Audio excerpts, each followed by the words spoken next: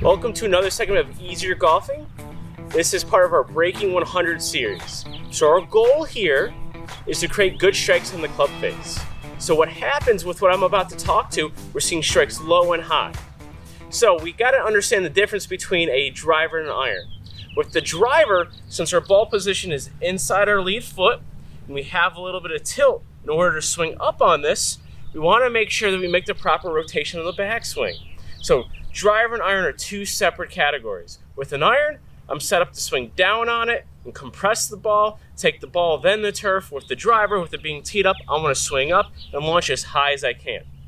So one of the most common, biggest errors I see are not pivoting on the backswing properly with the driver. And what I mean by that is they'll set up here and they'll stay very much on top of the ball like this, so we don't see any movement off of the ball. So when a player gets up like this or on top of it and then they shift, now we're effectively swinging down on it. We're hitting it high in the face and sometimes low in the face. So you get those pop-ups or those low pulls. So our focus here is to think about where this lead shoulder is. We want to get this lead shoulder behind the ball. If we're stuck here on top of the ball, again, we're swinging down on it, we have no chance to make a good strike. So our goal here is to turn behind the ball. You're going to feel like this lead shoulder is getting inside your trail foot and that your head is going to be flowing with the body. It's going to get behind the ball. So again, if we're staying very much on top of it, my head is not moving off the ball, my shoulder's stuck here. So let's go ahead, we're going to get the shoulder behind it. Let's do 3 reps. Let my head flow with it.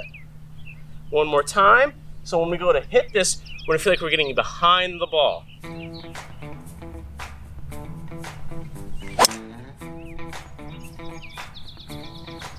I hope this helps you create better strikes on the face, launch the ball higher, and start to develop a little bit of that draw. If you like this video, go ahead and click like and subscribe. We hope to see you again with Easier Golfing. Okay, so here is an example of improper versus proper head movement in the swing. So relating back to our proper torso movement, watch this one on the left. That is a good movement. Watch the one on the right. That's our improper movement.